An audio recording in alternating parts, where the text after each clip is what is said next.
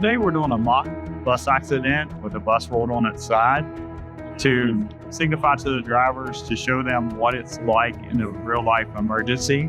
The scenario was for them that, me as the transportation director received a radio transmission from my bus driver saying that they were having some issues with kids, horseplay and fighting. And then the next radio transmission I received is I have a bus on its side.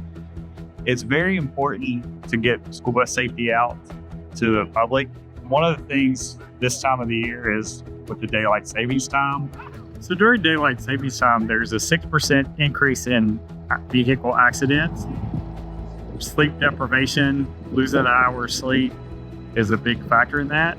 Also, it's darker and the kids are not more seen as easy. So it's vigilant that people pay attention to the lights on the bus. Kids are not as easily seen this time of the year with the darkness. Just be alert. It's beneficial because we get to train with the other departments in the county and work together and figure out our little areas that need to be corrected. This training prepares them for what they're going to get into, getting into the areas like, for instance, the bus. It's a confined area for our responders to get into, which were not normal.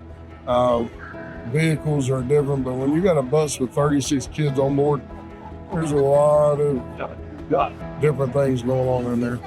You can never be prepared for anything like this, but I think it was very beneficial for everyone involved, even the kids, for them to see, hey, this could happen. Before everyone got here, my bus drivers walked on the bus all the way to the front and all the way back off.